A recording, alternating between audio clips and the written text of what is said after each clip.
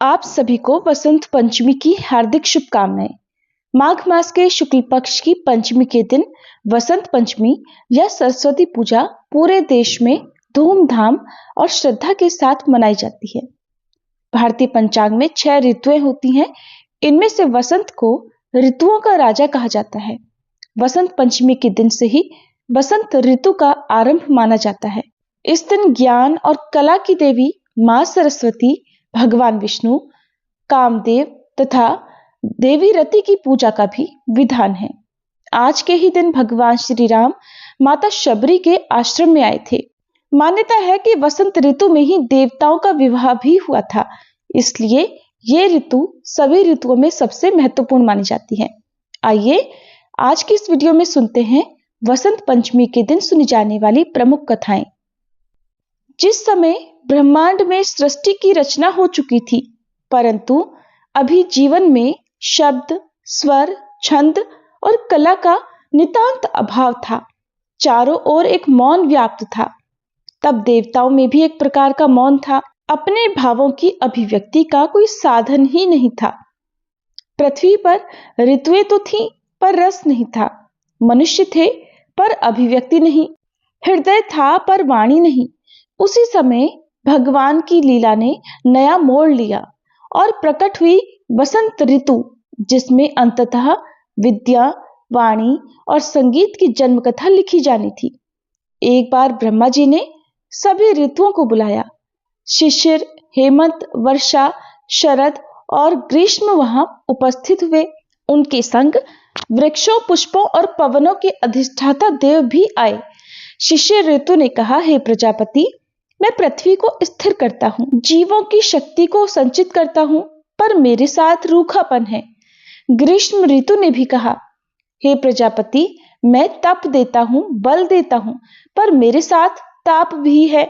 वर्षा ऋतु ने कहा, हे ब्रह्मा जी, मैं खेतों को सिंचित करती हूँ, परंतु मेरे साथ नीरसता भी आती है। शरद ऋतु ने कहा, हे ब्रह्मा जी, मैं आकाश को निर्मल करती हूं, पर मन में रिक्तता उत्पन्न करती हूं। तब ब्रह्मा जी मुस्कुराए, हे ऋतुओं, अभी एक ऋतु शेष है, जो रस, संगीत, हर्ष और ज्ञान की दाता है। सभी उत्सुक हुए और उतावली के साथ सभी ने पूछा, कौन ब्रह्मा जी? तब ब्रह्मा जी ने कहा, वसंत। उसी समय आकाश में मंद मंद हवा चलने लगी। वृक्षों पर कोपले फूट उठी। आमों की डाली पर मंजरियां खिल उठी।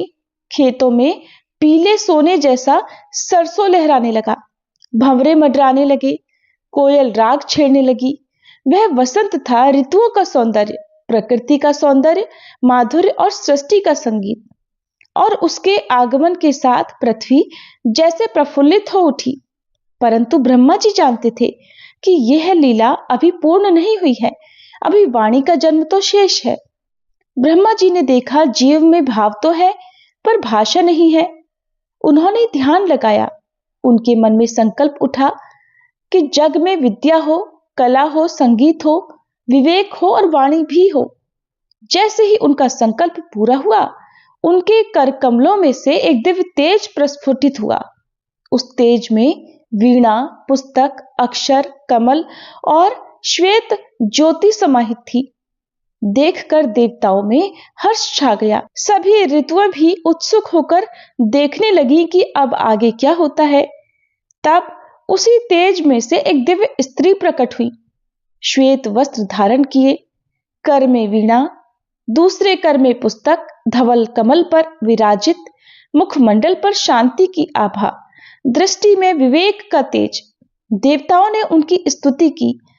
जय देवी शारदा, वाणी की अधिष्ठात्री, ज्ञान की दात्री, आपकी जय हो। तब देवी मुस्कुराई। उन्होंने अपनी वीणा के तारों को धीमे से छेड़ा। उनकी वीणा का प्रथम नाद निकला। वह ध्वनि नाद ब्रह्म के समान थी और उसी क्षण संसार में शब्द, छंद, भाषा और लय की उत्पत्ति हो गई। जहां जहां वह नाद पहुंचा, वहां मनुष्य बोलने लगे, कवि छंद रचने लगे, राग गूंजने लगे, शास्त्र लिखे जाने लगे। शब्द से संस्कार और संस्कार से संस्कृति जन्मी। तब समस्त देवताओं ने कहा, आज से यह दिवस ज्ञान, वाणी और कला का पावन दिन कहलाएगा। तब देवी सरस्वती ने वसंत से कहा, हे सौंदर्य, तुम प्रकृति को सजाओ, मैं वाणी से हृदय को सजाऊंगी। वसंत ने पवन को कहा, तुम सुगंध लाओ, और फूलों से कहा, तुम रंग भरो। देवी ने वीणा के नाद से कहा, अब मैं संगीत भरूंगी। जीव को तब प्रथम बार ज्ञात हुआ, सौंदर्य और ज्ञान जब साथ हो तभी जीवन पूर्ण होता है। मनुष्य ने देखा कि बच्चे अक्षर सीखने लगे, गुरु उपदेश देने लगे, कलाकार चित्र बनाने लगे, ऋषि शास्त्र रचने लगे। तब उस दिन को उन्होंने उत्सव घोषित किया, पीले वस्त्र धारण किए, पुष्प चढ़ाए, वाणी की शुद्धता और बुद्धि की स्थिरता का व्रत लिया, और वही दिन वसंत पंचमी कहलाया। उस समय एक गुरु ने अपने शिष्य से कहा, पुत्र, धन से घर सस्ता है, लेकिन विद्या से जीवन संवरता है। धन से अधिकार मिलता है, पर विद्या से सम्मान। धन खोकर फिर से वापस पाया जा सकता है, पर विद्या खोकर नहीं मिलती। शिष्य ने प्रार्थना की कि मां, मुझे ऐसे ज्ञान दो जिसमें मैं स्वयं को भी सुधार कर सकूं और जग भी सुधरे। काल ने पूछा, हे वसंत, तुम सबको प्रसन्नता देते हो, पर स्वयं कभी दुखी नहीं होते। वसंत ने कहा, क्योंकि मैं जानता हूं कि जीवन में शीत भी आएगा, शरद भी और ग्रीष्म भी, लेकिन मनुष्य को कभी रस से वंचित नहीं करना चाहिए, क्योंकि जहां रस है वहीं लीला है, और जहां लीला है वहीं प्रभु है। तब देवी सरस्वती ने कहा, ज्ञान से अहंकार मत बनाना, विनय बनाना, वाणी से कटुता मत फैलाना, माधुर्य फैलाना, कला से प्रदर्शन मत करना, साधना करना। तब देवी फिर बोली, जहां विद्या, कला, संगीत और सौंदर्य होगा वहीं मेरा वास है। वसंत ऋतु ने कहा, और जहां मधुरता है वहीं सृष्टि का यथार्थ है। प्रिय श्रोताओं, इस प्रकार वसंत पंचमी का हमारी भारत भूमि में बहुत अधिक महत्व है। प्राचीन काल में वसंत पंचमी सरस्वती नदी का भी पर्व था। भारत के कई हिस्सों में इस पर्व को सरस्वती पूजा के रूप में जाना जाता है, जो देवी सरस्वती को प्रसन्न करने का दिन है। आज के दिन घरों में देवी सरस्वती की पूजा की जाती है, जबकि सरस्वती मंदिरों को सजाया जाता है और भक्तों की भारी भीड़ उमड़ती है। दक्षिण भारत में इसे श्री पंचमी के रूप में मनाया जाता है। श्री देवी लक्ष्मी के नामों में से एक है। वसंत पंचमी वह दिन भी है जब भगवान शिव की तपस्या भंग करने के लिए कामदेव वहां पर उपस्थित हुए थे। इस प्रकार वसंत पंचमी का यह पर्व हिंदू त्रिमूर्ति की तीनों देवियों से जुड़ा है। दूसरे शब्दों में ये ज्ञान, समृद्धि और सृजनात्मक ऊर्जा का उत्सव मनाने का दिन है। सरस्वती नदी उत्तर पश्चिम भारत की एक प्राचीन नदी थी, जो समय के साथ धीरे धीरे सूखती चली गई। उन दिनों वसंत ऋतु के आगमन के साथ हिमालय के हिमनद पिघलते थे, जिससे सरस्वती नदी का प्रवाह बढ़ जाता था। नदी के किनारे उगने वाले सरसों के खेत पूरी तरह लहलहा उठते थे, और सरसों के पीले फूलों से नदी के किनारे कई मील तक सुशोभित हो जाते थे, जो एक अद्भुत ही दृश्य प्रस्तुत करते थे। प्राचीन काल में ऋषियों के आश्रम सरस्वती नदी के किनारे स्थित थे। ऋषि वेदव्यास जी का निवास स्थान भी यही था। सरस्वती नदी के ही किनारे वेदों, उपनिषदों और अन्य धर्म ग्रंथों की रचना का और अन्य रचनाओं का संकलन हुआ। इस प्रकार यह नदी ज्ञान और बुद्धि की देवी सरस्वती से जुड़ गई। एक और कथा के अनुसार एक बार जब भगवान शिव गहन तपस्या में लीन थे, उस समय तारकासुर को यह वरदान प्राप्त था कि केवल भगवान शिव का पुत्र ही उसका वध कर सकता है। इधर शिव जी के लंबे समय तक ध्यान में लीन रहने के कारण और देवी सती के आत्मदाह के बाद उनके पुनर्मिलन की संभावना न होने के कारण दैत्य तारकासुर ने संपूर्ण विश्व में उत्पात मचाना शुरू कर दिया। इसी बीच देवी सती ने पार्वती के रूप में पुनर्जन्म लिया। पार्वती जी ने भगवान शिव को प्राप्त करने के लिए कठोर तपस्या की, परंतु शिव जी तब भी अविचलित रहे और वे साधना में लीन रहे। तब देवी पार्वती ने कामदेव को शिव जी को तपस्या से जगाने के लिए भेजा। वसंत पंचमी के दिन कामदेव शिव जी के पास आए और उन्हें आकर्षित करने और तपस्या से बाहर लाने के लिए कैलाश पर्वत पर एक मायावी जल प्रपात का उन्होंने सृजन किया। आखिरकार शिवजी जागृत हुए, लेकिन उन्होंने क्रोध की अग्नि से कामदेव को राख कर दिया। फिर उन्होंने देवी पार्वती को अपनी पत्नी के रूप में स्वीकार किया। विवाह के समय ही देवी पार्वती जी ने भगवान शिव से कामदेव को पुनर्जीवन देने की प्रार्थना की, जिसे भगवान ने पूर्ण कर दिया। और इसके बाद भगवान शिव और देवी पार्वती के पुत्र भगवान कार्तिकेय ने तारकासुर का संहार किया। प्रिय श्रोताओं, अब देवी सरस्वती की महिमा का वर्णन एक और कथा के साथ जानते हैं। एक बार देवी लक्ष्मी और देवी सरस्वती में ये बहस होने लगी कि हम दोनों में बड़ा कौन है। देवी लक्ष्मी कहती थी कि मैं बड़ी हूं और सरस्वती माता कहती कि मैं बड़ी हूं। बहुत समय तक दोनों के बीच ये बहस चली, लेकिन कोई भी समाधान नहीं निकला। अभी बहस चल ही रही थी कि तभी वहां से एक भिखारी गुजरा। लक्ष्मी माता ने उसे देखकर कहा कि देवी, मैं इस भिखारी को अमीर बना दूंगी। इस पर देवी सरस्वती ने हंसकर कहा, लेकिन मैं ऐसा नहीं होने दूंगी। इसके बाद मां लक्ष्मी ने उस भिखारी के रास्ते में सोने की ईंट गिरा दी और प्रसन्न हो गई कि सोने की ईंट पाकर यह भिखारी अब अमीर हो जाएगा और तब तो देवी सरस्वती को हार माननी ही पड़ेगी। उधर वह भिखारी अभी सोने की ईंट के 2-4 कदम इधर ही था, तभी मां सरस्वती की उस पर कृपा हो गई। भिखारी सोचने लगा कि मेरे पास तो आंखें हैं, सब कुछ अच्छी तरह से मुझे दिखाई दे रहा है और मुझे चलने में भी कोई परेशानी नहीं हो रही, लेकिन अंधे लोग कैसे चलते होंगे? क्यों ना आज मैं भी अंधा बनकर इसका अनुभव महसूस करूं। इसके बाद वह भिखारी आंखें बंद करके वहां से चलने लगा और देखते ही देखते वह रास्ते में पड़ी सोने की ईंट को पार कर गया। अब ये सब देखकर मां लक्ष्मी जी ने हार मान ली और मां सरस्वती को अपने से बड़ा मान लिया। प्रिय श्रोताओं, अब मां सरस्वती द्वारा नदी रूप धारण करने के संबंध में प्रचलित कथा भी सुनिए। भगवान नारायण की 3 पत्नियां थीं, देवी लक्ष्मी, देवी गंगा और देवी सरस्वती। तीनों बहुत ही प्रेम से रहती थीं और अनन्य भाव से भगवान का पूजन किया करती थी। एक दिन भगवान की ही इच्छा से ऐसी घटना हो गई जिससे लक्ष्मी जी, गंगा जी और सरस्वती जी को भगवान के चरणों से कुछ समय के लिए दूर हट जाना पड़ा। भगवान जब अंतःपुर में पधारे, उस समय तीनों देवियां एक ही स्थान पर बैठी हुई परस्पर वार्तालाप कर रही थी। भगवान को आया देखकर तीनों उनके स्वागत के लिए खड़ी हो गई।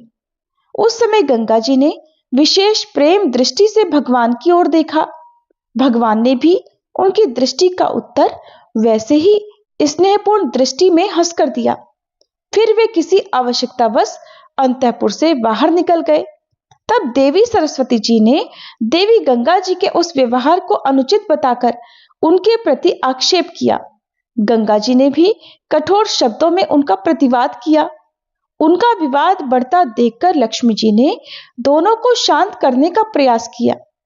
सरस्वती जी ने लक्ष्मी जी के इस व्यवहार को गंगा जी के प्रति पक्षपात माना और उन्हें श्राप दे दिया कि तुम वृक्ष और नदी के रूप में परिणत हो जाओगी। ये देखकर गंगा जी ने भी सरस्वती जी को शाप दे डाला, तुम भी नदी हो जाओगी। यही शाप सरस्वती जी की ओर से गंगा जी को भी मिला। इतने में ही भगवान पुनः अंतःपुर में वापस लौट आए। अब देवियां प्रकृतिस्थ हो चुकी थी। उन्हें अपनी गलती का पश्चाताप हुआ और एहसास हुआ। तब भगवान के चरणों से विलग होने के भय से दुखी होकर वे रोने लगी। इस प्रकार गंगा जी, सरस्वती जी, लक्ष्मी जी का सब हाल सुनकर भगवान नारायण को खेद हुआ। उनकी आकुलता देखकर वे दया से द्रवीभूत हो उठे। उन्होंने कहा, देवियों, तुम तीनों एक अंश से ही नदी होगी, अन्य अंशों से तुम्हारा निवास मेरे पास ही रहेगा। सरस्वती एक अंश से नदी होंगी, एक अंश से इन्हें ब्रह्मा जी की सेवा में रहना पड़ेगा तथा शेष अंशों से वे मेरे ही पास निवास करेंगी। कलयुग के 5000 वर्ष बीतने के बाद तुम सबके शाप का उद्धार हो जाएगा। इसके अनुसार मां सरस्वती जी भारत भूमि में अंशतः अवतीर्ण होकर भारती अर्थात सरस्वती कहलाई। उसी शरीर से ब्रह्मा जी की प्रियतमा पत्नी होने के कारण उनका ब्राह्मी नाम से नाम प्रसिद्ध हुआ। किसी किसी कल्प में सरस्वती जी ब्रह्मा जी की कन्या के रूप में भी अवतीर्ण होती हैं और आजीवन कुमारी व्रत का पालन करती हुई उनकी सेवा में रहती हैं। एक बार ब्रह्मा जी ने यह विचार किया कि इस पृथ्वी पर सभी देवताओं के तो तीर्थ हैं, केवल मेरा ही तीर्थ नहीं है। ऐसा सोचकर उन्होंने अपने नाम से एक तीर्थ स्थापित करने का निश्चय किया और इसी उद्देश्य से ब्रह्मा जी ने एक रत्नमयी शिला पृथ्वी पर गिरा दी। वह शिला चमत्कारपुर के समीप गिरी, इसलिए ब्रह्मा जी ने उसी क्षेत्र में अपना तीर्थ स्थापित किया। एकार्णव में शयन करने वाले भगवान विष्णु की नाभि से जो कमल निकला जिससे ब्रह्मा जी का प्राकट्य हुआ, वह स्थान भी वही तीर्थ माना गया है और वही तीर्थ पुष्कर तीर्थ के नाम से विख्यात हुआ। पुराणों में इस तीर्थ की बड़ी महिमा गाई गई है। तीर्थ स्थापित होने के बाद ब्रह्मा जी ने वहां पवित्र जल से परिपूर्ण एक सरोवर बनाने का भी विचार किया। इसके लिए उन्होंने देवी सरस्वती का स्मरण किया। देवी सरस्वती नदी रूप में परिणत होकर भी पापी जनों के स्पर्श के भय से छिपी छिपी पाताल में बहती थी। ब्रह्मा जी के स्मरण करने पर वे भूतल और पूर्वोक्त शिला को भी भेद कर वहां प्रकट हो गई। उन्हें देखकर ब्रह्मा जी ने कहा, देवी, अब तुम सदा यहां मेरे समीप ही रहो, मैं प्रतिदिन तुम्हारे जल में तर्पण करूंगा। ब्रह्मा जी का ऐसा आदेश सुनकर सरस्वती जी को बड़ा भय हुआ कि इससे कहीं कोई पापी जल का स्पर्श ना कर ले। तब वे हाथ जोड़कर बोली, भगवान, मैं जन संपर्क के भय से ही पाताल में रहती हूं, कभी प्रकट नहीं होती, किंतु आपकी आज्ञा का उल्लंघन करना भी मेरी शक्ति के बाहर ही है। अतः आप ही इस विषय पर भली भांति सोच विचार कर जैसा उचित हो वैसी व्यवस्था कीजिए। तब ब्रह्मा जी ने सरस्वती जी के निवास के लिए वहां एक विशाल सरोवर खुदवाया। सरस्वती जी ने उसी सरोवर में आश्रय लिया। तत्पश्चात ब्रह्मा जी ने बड़े बड़े भयानक सर्पों को बुलाकर कहा कि तुम सब लोग बड़ी सावधानी के साथ चारों ओर से इस सरोवर की रक्षा करते रहना, जिससे कोई भी सरस्वती के जल का स्पर्श ना कर सके। एक बार भगवान विष्णु ने सरस्वती जी को यह आदेश दिया कि तुम बड़वा नल को अपने प्रवाह में ले जाकर समुद्र में छोड़ दो। सरस्वती जी ने इसके लिए ब्रह्मा जी की भी अनुमति चाहिए। तब लोकहित का विचार करके ब्रह्मा जी ने भी देवी सरस्वती को उस कार्य के लिए सहमति दे दी। तब देवी ने कहा, भगवान, यदि मैं भूतल पर नदी रूप में प्रकट होती हूं तो पापी जनों के संपर्क का भय है, और यदि इस पाताल मार्ग से अग्नि को ले जाती हूं तो स्वयं अपने शरीर के जलने का डर है। तब ब्रह्मा जी ने कहा, तुम्हें जैसे आसानी हो उसी प्रकार कर लो। यदि पापियों के संपर्क से बचना चाहो तो पाताल के ही मार्ग से जाओ, भूतल पर प्रकट न होना। साथ ही जहां भी तुम्हें बड़वा नल का ताप असह्य हो जाए वहां पृथ्वी पर नदी रूप में भी प्रकट हो जाना। इससे तुम्हें शरीर पर उसके ताप का प्रभाव भी नहीं पड़ेगा। ब्रह्मा जी का इस प्रकार उत्तर पाकर देवी सरस्वती अपनी सखियों गायत्री, सावित्री और यमुना आदि से मिलकर फिर हिमालय पर्वत पर चली गई और वहीं से नदी रूप होकर धरती पर प्रवाहित हुई। उनकी जल राशि में कच्छप और ग्रह आदि जलीय जंतु भी प्रकट हो गए। फिर बड़वा नल को लेकर वे सागर की ओर उपस्थित हुई। जाते समय वे धरती को भेदकर पाताल मार्ग से ही यात्रा करने लगी। जब वे अग्नि के ताप से संतप्त हो जाती तो कहीं कहीं भूतल पर प्रकट भी हो जाया करती। इस प्रकार जाते जाते वे प्रभास क्षेत्र में पहुंची। वहां 4 तपस्वी मुनि कठोर तपस्या में लीन थे। इन्होंने अलग अलग अपने अपने आश्रम के पास सरस्वती नदी को बुलाया। इसी समय समुद्र ने भी प्रकट होकर सरस्वती जी का आह्वान किया। सरस्वती जी को नदी रूप में समुद्र तक तो जाना ही था, ऋषियों की अवहेलना करने से भी शाप का भय था। अतः मां सरस्वती ने अपनी 5 धाराएं कर ली। एक धारा से वे सीधे समुद्र की ओर चली और चारों से पूर्वोक्त चारों ऋषियों को स्नान की सुविधा देती गई। इस प्रकार वे पंच स्रोता सरस्वती के नाम से भी प्रसिद्ध हुई और मार्ग के अन्य विघ्नों को दूर करती हुई आखिर में समुद्र से जा मिली। एक समय की बात है, ब्रह्मा जी ने देवी सरस्वती जी से कहा कि तुम किसी योग्य पुरुष के मुख में कवित्व शक्ति होकर निवास करो। तब ब्रह्मा जी की आज्ञा मानकर भगवती सरस्वती योग्य पात्र की खोज में बाहर निकली। उन्होंने ऊपर के सत्य आदि लोकों में भ्रमण करके देवताओं का पता लगाया तथा नीचे के सातों पातालों में घूमकर वहां के निवासियों में भी खोज की, लेकिन कहीं भी उनको सुयोग्य पात्र नहीं मिला। इसी तरह खोज करते करते पूरा एक सतयुग बीत गया। त्रेता युग के आरंभ में इसके बाद सरस्वती देवी भारतवर्ष में भ्रमण करने लगी। घूमते घूमते सरस्वती देवी तमसा नदी के तट पर जा पहुंची। वहां महातपस्वी महर्षि वाल्मीकि अपने शिष्यों के साथ रहते थे। वाल्मीकि ऋषि उस समय अपने आश्रम के इधर उधर घूम रहे थे। इतने में ही उनकी दृष्टि एक क्रौंच पक्षी पर पड़ी, जो तत्काल ही एक शिकारी के बाण से घायल होकर पंख फड़फड़ाता हुआ गिरा था। पक्षी का सारा शरीर लहूलुहान था और वह बाण की पीड़ा से तड़प रहा था। उसकी पत्नी क्रौंची उसके पास ही गिरकर बड़े आर्त स्वर में चींची कर रही थी। पक्षी के उस जोड़े की यह दयनीय दशा देखकर दयालु महर्षि अपनी सहज करुणा से भर उठे। उनके मुख से तुरंत ही एक श्लोक निकल पड़ा, जो इस प्रकार है। मां निषाद प्रतिष्ठाम त्वं गमः शाश्वती समा यत क्रौंच मिथुनादेकम अवधि काम मोहितम। यह श्लोक माता सरस्वती जी की कृपा का ही प्रसाद था। मां सरस्वती ने महर्षि वाल्मीकि को देखते ही उनकी असाधारण योग्यता और प्रतिभा का परिचय पा लिया था। उन्हीं महर्षि के मुख में सरस्वती जी ने सर्वप्रथम प्रवेश किया। कवित्व शक्तिमयी सरस्वती जी की प्रेरणा से ही उनके मुख की वह वाणी, जो उन्होंने उस पक्षी क्रौंची को सांत्वना देने के लिए कही थी, छंदोमयी बन गई। उनके हृदय का शोक ही श्लोक बनकर बाहर निकला था। शोकः श्लोकम अथवा गतः। मां सरस्वती के कृपा पात्र होकर फिर महर्षि वाल्मीकि ही आदि कवि के नाम से इस संसार में विख्यात हुए। इस प्रकार सरस्वती देवी अनेक प्रकार की लीलाओं से जगत का कल्याण करती हैं। बुद्धि, ज्ञान और विद्या रूप से सारा जगत इन वाग देवी की कृपा लीला का ही अनुभव किया करता है। ये भगवती सरस्वती मूलतः भगवान नारायण की पत्नी है तथा अंशतः नदी और ब्रह्मा जी की शक्ति ब्राह्मी के रूप में भी रहती हैं।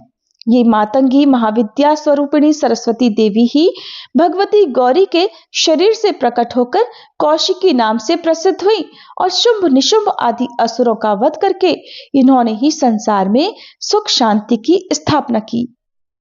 आइए अब हम सभी मिलकर मां सरस्वती देवी की स्तुति करें और इस स्तोत्र का पाठ करें, जो कुंद के फूल, चंद्रमा, बर्फ और हार के समान श्वेत हैं, जो शुभ्र वस्त्र धारण करती हैं, जिनके हाथ उत्तम वीणा से सुशोभित हैं, जो श्वेत कमलासन पर बैठती हैं, ब्रह्मा, विष्णु, महेश आदि देव जिनकी सदा स्तुति किया करते हैं और जो सब प्रकार की जड़ता हर लेती हैं, वे भगवती सरस्वती मेरा पालन करें। हे कमल पर बैठने वाली सुंदर सरस्वती, आप सब दिशाओं में पुंजीभूत हुई अपनी देहलता की आभा से ही क्षीर समुद्र को दास बनाने वाली और मंद मुस्कान से शरद ऋतु के चंद्रमा को तिरस्कृत करने वाली हो, आपको हम प्रणाम करते हैं। शरद काल में उत्पन्न कमल के समान मुख वाली और सब मनोरथों को देने वाली हे देवी शारदे, सब संपत्तियों के साथ आप मेरे मुख में सदा निवास करें। वाणी की अधिष्ठात्री उन देवी सरस्वती को हम प्रणाम करते हैं, जिनकी कृपा से मनुष्य देवता बन जाता है। बुद्धि रूपी सोने के लिए कसौटी के समान सरस्वती जी, जो केवल वचन से ही विद्वान और मूर्खों की परीक्षा कर लेती हैं, वे हम लोगों का पालन करें। जिनका रूप श्वेत है, जो ब्रह्म विचार की परम तत्व हैं, जो समस्त संसार में फैल रही हैं, जो हाथों में वीणा और पुस्तक धारण किए रहती हैं, अभय देती हैं, मूर्खता रूपी अंधकार को दूर करती हैं। हाथ में स्फटिक मणि की माला लिए रहती हैं, कमल के आसन पर विराजमान होती हैं और बुद्धि देने वाली हैं। उन आद्या परमेश्वरी भगवती सरस्वती की हम वंदना करते हैं। हे वीणा धारण करने वाली, अपार मंगल देने वाली, भक्तों के दुख छुड़ाने वाली, श्री ब्रह्मा विष्णु और शिव जी से वंदित होने वाली, कीर्ति तथा मनोरथ देने वाली, पूज्यवरा और विद्या देने वाली सरस्वती देवी, हम आपको नित्य प्रणाम करते हैं। हे श्वेत कमलों से भरे हुए निर्मल आसन पर विराजने वाली, श्वेत वस्त्रों से ढके सुंदर शरीर वाली, खिले हुए सुंदर श्वेत कमल के समान मंजुल मुख वाली और विद्या देने वाली सरस्वती, आपको हम नित्य प्रणाम करते हैं। हे माते, जो आपके चरण कमलों में भक्ति रखकर और सब देवताओं को छोड़कर अर्थात भेद बुद्धि त्याग कर आपका भजन करते हैं, वे पृथ्वी, अग्नि, वायु, आकाश और जल